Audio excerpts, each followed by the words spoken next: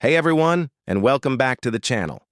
Today we're diving headfirst into one of the most chaotic, world-changing events in history, the French Revolution.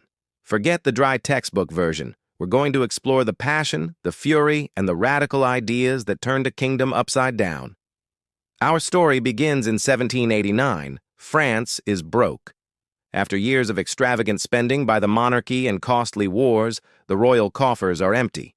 King Louis XVI, not exactly the sharpest tool in the shed, decides the solution is to tax the very people who can't afford to eat bread, the commoners, known as the Third Estate.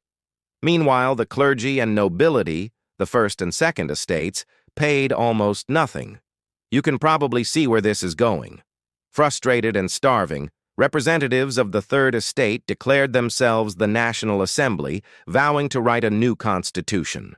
The king, feeling his power slip, started gathering troops around Paris. The people panicked. They needed weapons to defend themselves, and they knew just where to find them.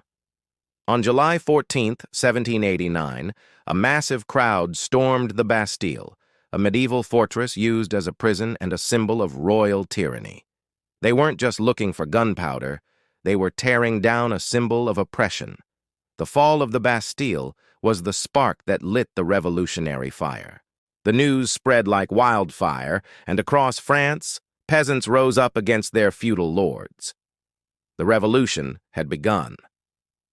In the wake of this uprising, the National Assembly made some sweeping changes.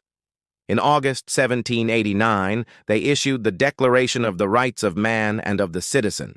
This groundbreaking document declared that all men were born free and equal in rights. It championed liberty, property, security, and resistance to oppression. Think of it as France's Declaration of Independence, a radical statement that undermined the very foundation of the old monarchy. The motto of the revolution was born: Liberté, égalité, fraternité, liberty, equality, fraternity. But while politicians debated in Paris, the people were still hungry. In October 1789, thousands of Parisian women, furious over the high price of bread, decided to take matters into their own hands. They armed themselves with pitchforks and whatever they could find and marched 12 miles to the Palace of Versailles. They demanded the king and his family move to Paris, where the people could keep an eye on them. Cornered and intimidated, Louis XVI and Marie Antoinette had no choice but to agree. They became prisoners in their own capital, and the center of power shifted permanently from the palace to the people of Paris. The royal family felt like trapped animals. So, in June 1791, they tried to escape. Disguised as servants, they fled Paris in a carriage, hoping to reach the Austrian border and rally foreign support to crush the revolution. But their plan was a disaster. They were recognized in the small town of Varennes, arrested, and hauled back to Paris in disgrace. This escape attempt shattered any remaining trust the people had in their king. He was no longer just a weak ruler. He was a traitor. The calls for a republic, a nation without a king, grew louder and more insistent. As the revolution grew more radical at home, the monarchies of Europe grew nervous. They saw the French Revolution as a dangerous disease that might spread to their own countries.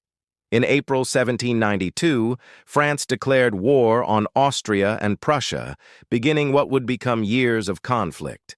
The war started badly for France, and panic gripped Paris. Radicals, led by figures like Georges Danton and Maximilien Robespierre, blamed the king and his supporters for the defeats. This fear and paranoia exploded in September 1792. Rumors flew that counter-revolutionaries in Paris, his prisons, were plotting to break out and attack the city. Enraged mobs descended on the prisons, and over several days slaughtered more than 1,000 prisoners, nobles, priests, and common criminals alike. These September massacres showed the brutal, violent turn the revolution was taking. Shortly after, the monarchy was officially abolished, and France was declared a republic. Citizen Louis Capet, formerly King Louis XVI, was put on trial for treason. The trial of the king was a turning point. The evidence, especially from his failed escape attempt, was damning. In January 1793, Louis XVI was found guilty. He was taken to the Place de la Révolution, where a new, efficient killing machine awaited: the guillotine. As the blade fell and the former king was executed, a cheer went up from the crowd. The old world was truly dead. 9 months later, his wife, Marie Antoinette, met the same fate, facing the crowd with a courage she rarely showed in life. The executions sent a shockwave across Europe. There was no going back. With the king gone, a power struggle erupted. The radical faction, the Jacobins, led by the intense and uncompromising Maximilien Robespierre, seized control. To protect the revolution from its enemies, both internal and external, they established the Committee of Public Safety, and so began the most infamous phase of the revolution, the Reign of Terror. From 1793 to 1794, paranoia was law. The Committee of Public Safety held absolute power. Anyone suspected of being an enemy of the revolution, a royalist, a moderate, or even someone who just wasn't enthusiastic enough, could be arrested, given a sham trial, and sent to the guillotine. Revolutionary tribunals condemned thousands to death. People were executed for complaining about the price of food, for addressing someone as monsieur instead of citizen. It was a period of intense fear where no one was safe, not even the revolutionaries themselves.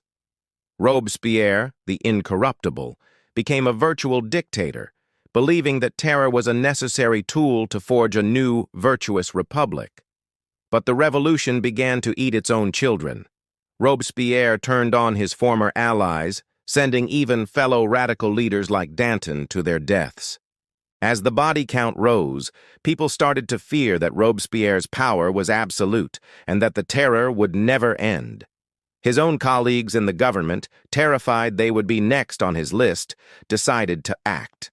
In July 1794, they conspired against him, denouncing him as a tyrant. Robespierre and his closest followers were arrested and, in a twist of fate, executed by the very guillotine that had been the symbol of their power. The Reign of Terror was over. After Robespierre's fall, the revolution cooled down. A new, more conservative government called the Directory took over. It was corrupt and ineffective, struggling to deal with France's ongoing wars and economic problems. The people were tired of the chaos and longed for stability, and into this power vacuum stepped a brilliant, ambitious young general who had made his name defending the revolution: Napoleon Bonaparte. In 1799, he staged a coup d'etat, overthrowing the Directory and effectively ending the French Revolution. He would go on to crown himself emperor, bringing France full circle from monarchy to republic and back to an empire, but the world had been changed forever.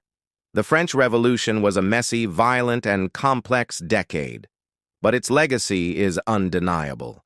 It dismantled an ancient system of aristocracy, championed the principles of liberty and equality, and spread the seeds of democracy across the globe. It proved that ordinary people could rise up and reshape their own destiny. Thanks for sticking with me through that whirlwind tour of one of history's most pivotal moments. If you found this interesting, please hit that like button and subscribe for more deep dives into history. Let me know in the comments what event you'd like to see covered next. Until then, stay curious.